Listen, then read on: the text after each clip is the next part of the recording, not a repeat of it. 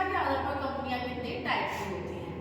कंपनियां बहुत टाइप की होती हैं, पर आज सेकंड जो पॉइंट है वो है अपना सदस्यों की संख्या के आधार पर। इसको बोलते हैं नंबर ऑफ मेंबर के आधार पर कंपनियों का टाइप। नंबर ऑफ मेंबर के आधार पर कंपनियां तीन टाइप की होती हैं आपकी। फर्स्ट होता है आपका पब्लिक कंपनी, सेकंड होता है प्राइवेट कंपनी एंड थर्ड होता है आपका वन पर्सन कंपनी। देखो जो पब्लिक कंपनी है, पब्लिक कंपनी की डेफिनेशन एक सिंपल दी गई है, उसे बोलते हैं कि वह कंपनी जो क्या नहीं है, प्राइवेट कंपनी नहीं है, वही क्या है आपकी पब्लिक कंपनी है। पब्लिक कंपनी से मीन्स ये है, इसकी कुछ विशेषताओं से ये चीज अच्छे से क्लियर हो जाएगी। अगर मैं बात करती हूँ पब्लिक कंपनी की, तो इसको अपने नाम के आगे लिमिटेड लगाना क्या है आपका कंपलसरी है। पब्लिक कंपनी जनता को अपने यहाँ शेयर लेने के लिए क्या आमंत्रित कर सकती है, पूंजी जुटाने के लिए। इसके अलावा सार्वजनिक कंपनी में सारे वो नियम कानून लागू होते हैं जो एक प्राइवेट कंपनी में लागू नहीं होते हैं। इसके बाद है अपना क्या निजी कंपनी या प्राइवेट कंपनी। अगर मैं बात करती हूँ इसकी प्राइवेट कंपनी की, प्राइवेट कंपनी में क्या होता है कि अपने नाम के आगे क्या लगाना होता है, तो प्राइवेट लिमिटेड लगाना क्या है आपका कंपलसरी है। इसके अलावा प्राइवेट कंपनी पे कुछ ना कुछ रूल्स रेगुलेशन जरूर लगते हैं, जैसे जनता को आमंत्रित नहीं कर सकती अपने इन्वेस्ट करने के लिए।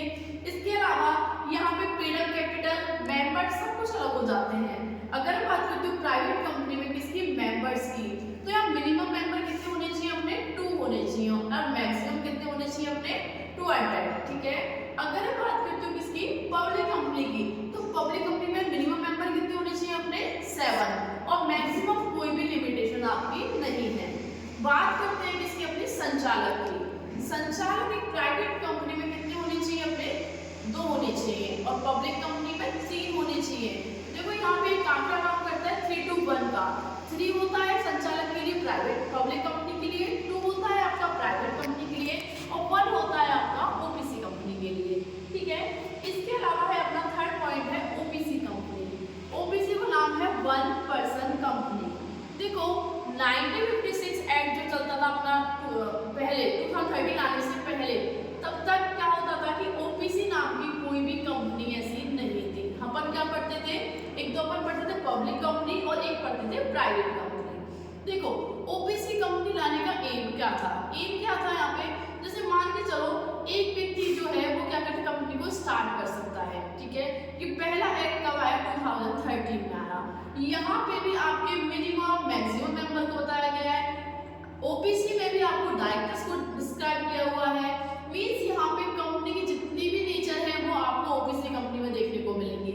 जैसे हम बात करते हो मिनिमम मेंबर की, किसमें ओपीसी कंपनी में, तो मिनिमम मेंबर कितने होने चाहिए 1। जैसे इसके नाम से क्लियर है क्या, वन पर्सन कंपनी मतलब एक व्यक्ति कंपनी। ठीक है।